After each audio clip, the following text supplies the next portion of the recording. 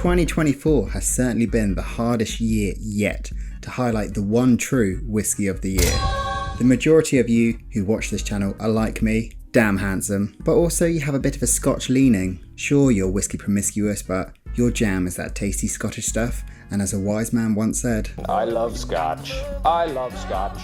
Scotch is Scotch, Scotch. So after sampling, sipping, savouring and slapping whisky throughout 2024, I'm now ready to commit to camera my Scotch of 2024. Not only that, to add a bit more excitement, I've included some runners up, which all kind of fit into different categories so you can see what one is most relevant to you. I'm always doing it for the people. I did debate an awards type thing, the Jeffies or something, but I think I've done enough of that for a while. So there'll be talks of budget bottles, brilliant blends, stunning single malt, impressive independent releases, and a whole lot of alliteration. And of course, my best Scotch of 2024. So with that, I'm Jeff Whisky, the bottle slapper in the shirt and shades. If this sounds good, slap subscribe. But for now, let's crack on.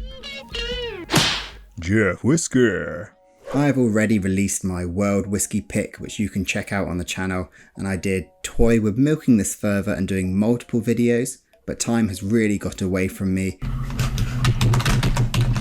And it's just been a super busy end of the year. You may even notice some things in the background look different. Lots of big changes at Jeffrey HQ coming, so keep your eyes peeled. I've also invited members of the Bottle Slap Club to join me and highlight their whisky of the year. Teamwork makes the dream work. So I'm going to first talk about some bargains. Of course, the cheapest person on Whisky Tube will have to start here. Firstly, I'm going single grain with this beauty. The Leaf Export Co. Table Whisky.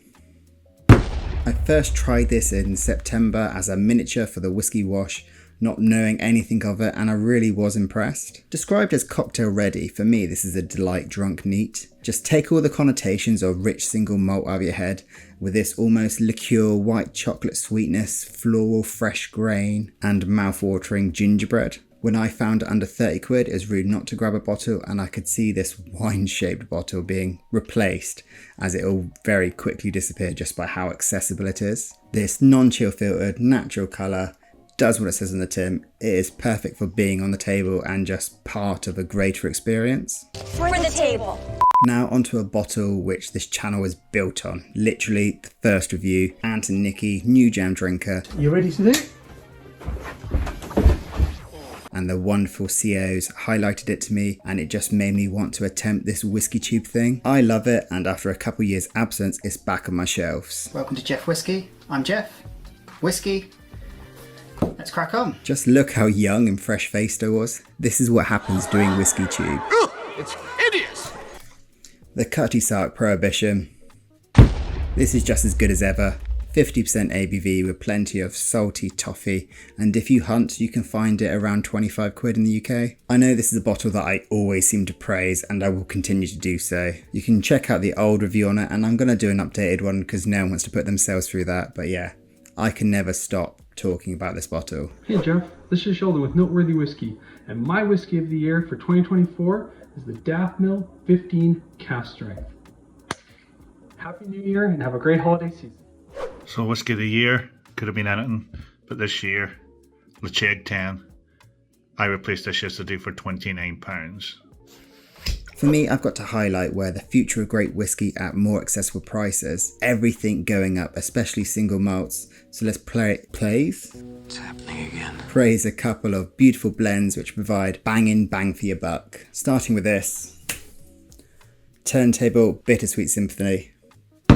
For me, this is the best release I've tried from all of their releases so far. I've got the All My Life release behind me and I'm yet to really connect with it, but this is just a brilliant sherry bomb. There is a world of transparency around all of Turntable's releases, and this is just jammy, engaging, rich and complex, just a beast, and I was glad to finally get my hands on my own bottle of it this year. It certainly deserved getting in the Oswars, and it certainly deserves being a runner-up. That felt a bit like a backhanded compliment. We're keeping things stubby in the blend section. I've got to mention possibly the best social sipper bottle, which is damn tasty, tastes super premium and just goes down so well, and it can accompany you either chatting with friends or losing on a PlayStation game from nearly 10 years ago. You lose! Good day, sir! the Seven Sons 11-year age blended whiskey. Blended by Ryan Sutherland and from 8 Doors Distillery. I've previously described this as what McLoughlin should be. A real rich, deep liquid with melted toffee. The sherry influence is visible, but it's not sulfuric or overpowering. And it may sound scum to say, it's just perfectly rounded. I recently worked through 16 different Johnny Walkers and this would have beaten them all out of the park. But the big Walker throwdown is coming soon. I have missed the way you tease me. Hello Slappers, this is Tim here and this is my whiskey of the year. It is a Woodrose Inchfad, 5 years old, in various American and European oak, Oloroso and PX blood tubs. It's fantastic.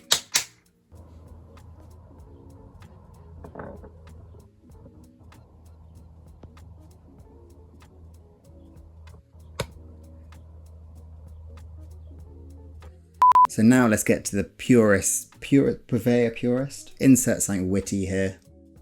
So it's now time to talk about some of the best single malt scotches I've had in 2024 before my final pick. Just gotta keep edging on that retention. I'm gonna be starting off a bottle I keep chatting about. The Lockleigh Harvest 3rd edition, or 3rd crop. This has been my go-to on live streams, just with how summery and vibrant it is. Pims on steroids with added fruit, strawberries, black currants, a blended hedgerow into a jam. It really is a great whiskey, one that I return to often, and a real perk you up whiskey. I'm a fan of small stubby bottles, shelf friendly, and this one would be easy to carry around with me over the holidays to sip and share. May not share that much. Not because I'm tight, but no one around me likes whiskey. But I've got you, you're my friends. Well, that sounded pretty sad. But let's highlight another one, and one that I've talked about for years now, and I do feel more comfortable really singing its praises as I've got a second bottle waiting. So the proof is in the pudding. Say, you can eat my pudding. And that is the amazing Whiskey Baron 3-year-old Stoischer. I got my second bottle when I visited and joined them on the Uncut and Unfiltered podcast for the year, like the whiskies of the year so far. There we go. Oh, it's a slapper. They did kindly invite me back for the big 2024 Whiskey of the Year episode, but sadly, I was like an expensive grapes only store and I had no free dates. God, that was bad. Maybe this is why I've got no friends. This beauty is pebbly, salty, sweet, chalky. If you like the Ardenhoe inaugural release or the Torabeig Altglen, you'll love this. I'm not sure if they still have bottles, but this slaps hard. Now to my English Whiskey Award partner, Mr. No Nonsense. Vin released a bottle with Glasgow Distillery and it truly is top notch. So the Glasgow 7070 PX Sherry Cask at a mere 60.1% ABV. This thing got a little kick to it, okay? So this cash strength, fully natural 5-year-old PX, Glasgow puts out amazing stuff. I know I've praised about them a lot, and for me, this has been the pinnacle. A super sweet peat punch. It just hits hard to begin with. Lots of barbecue, smoky delightfulness. It's a complex, juicy fruits, and then it kind of fettles down a little bit, lures you in, and then it just smacks you again, and like a Scotchy roller coaster. And finally, coming in with the last runner-up, the newest bottle on this list, and a real icon. This is the Glen Scotia 14-year-old Icons of Campbelltown release number 2.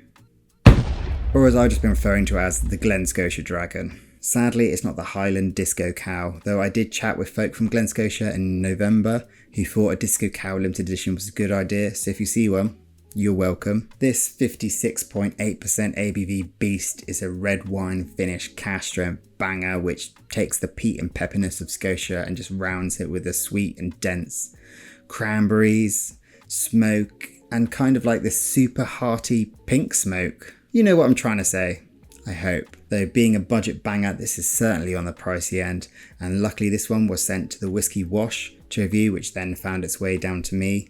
Sorry Mark, I will get full notes to you soon. Hi Jeff, it's my Whiskey of the Year, Kilkerran's Amazing 16. Cheers. Alright Jeff, this is my Whiskey of the Year. Don't worry, I'm gonna keep it PG this time. So my whiskey of the year is Iron American Sherry Cask, and it is also slappable. Yeah, roll on 2025. But for now, you stuck with me long enough for me to change my mind, and I'm certainly going to be sticking with my Scotch choice. I'm going Campbelltown, though I am going blended with not only the liquid, but the supergroup behind it. My Scotch of the year, and I would go as far to say whiskey of the year, is this brilliant Wee Brown Electric Coup.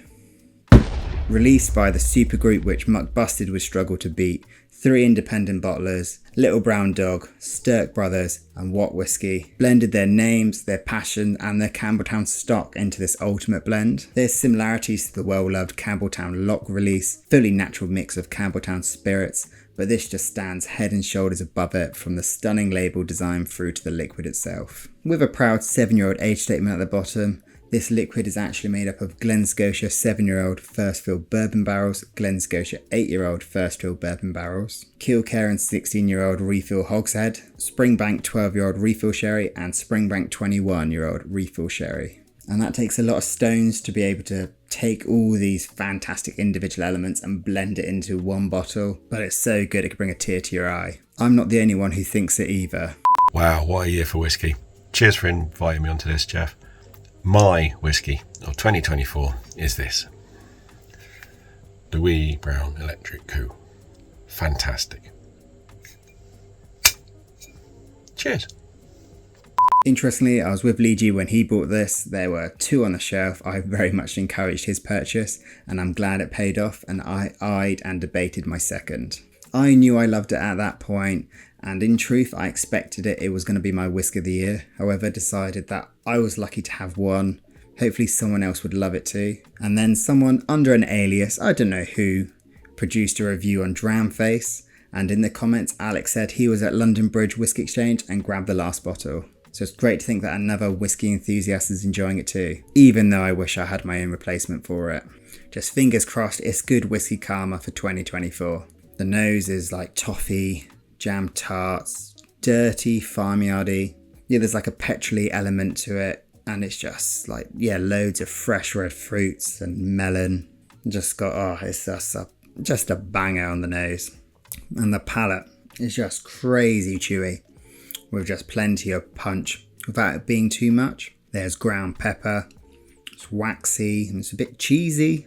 Oh, it's just so juicy.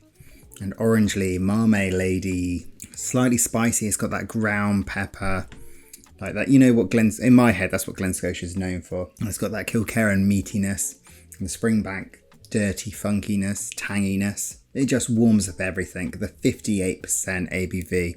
It's not prominent. Yes, there is heat, there is spice, there is punch, but it's so friendly and welcoming, and it's just like a warm caress. Just really, really good stuff. My plan is to do separate videos and do full proper review of all of these, as it's something that I've missed doing lately. I want to give a massive thanks to my channel members, the Bottle Slap Club. That was a pretty limp Whiskey of the Year slap. The support and watching and everything has just been great. This has been a huge whiskey year for me, and probably my biggest year yet. So honestly, cheers and thank you. Somebody's cutting onions or something close to us or something, I don't know. Hi, I'm Rick from the Whiskey Zone in San Francisco, and I just want to mention my shirt. It is an homage to Jeff. So I was so fortunate that I got to spend a month in Scotland this year. I experienced a lot of amazing whiskeys, so picking one and saying it's the best is not an easy thing. I went back and forth, but my choice is the Ardnahoe inaugural release. Exceptional combination of peat and sweet from a 5-year-old whiskey that comes in absolutely the coolest, most elegant bottle. The Ardnahoe inaugural release gets my slap for best whiskey of 2024. And to end on a little bonus round, we're chatting samples, as I've had some spectacular drams this year, but not enough to confidently put them forward. I've got to start with the phenomenal Belvinny 50 Collection First Edition, a $54,000 bottle, which this scrounger had no right to try, but it just blew me away. I hope to the folk with the money who buys this, you try it. It's wasted just sat in a bottle, drink it and I don't know, put tea in there or something to replace the look on a shelf. It was the most luxurious Nutella with cherries, apple pie, cashew nuts and just like a fistful of oranges too. And then keeping on the wildly expensive train, Glencadam 27, spectacular Oloroso sherry cask finished banger. This had that kind of Glencadam softness and sweetness and pears and that lot with just extra juice, Christmas cake and everything. And I know I'll be chucked at the whiskey enthusiast, like the snobby nerd section, but I really enjoyed Johnny Walker 18-year-old this year. That was a really solid blend, but I'll come to that in a future video. There was the brilliant Glasgow lightly peated cognac cask, which was Melted Werther's Originals. And to be fair, that wasn't a small sample and that was fantastic. And before I tried Vin's one, that was my favourite Glasgow 1770 whiskey release to date. And then to end on the sample train, Longmore 25-year-old Secret Space out of collection. A bit more of an approachable price than some of the wild ones, but still 400 quid, way beyond me. I think it was my first experience with Longmore and wow, it was like a meaty, sweet and savoury, oily, minted lamb and marmalade. And again, as I keep saying in this video, a banger. Oh, and of course the one that I tried just before filming this, the new Locklear and Overtone Stout finish. I'm only halfway through my sample, but that is turning out to be the best Locklear yet. So that is my Scotch highlights, my Scotch of the year, all that YouTubey jazz. Do let me know your picks down below. It's getting too long this video. And again, thanks to the slappers and supporters and everyone for making me do this whiskey tube thing. It has just been wonderful and brilliant and awesome. And of course, grateful to have you here and cheers to the next one.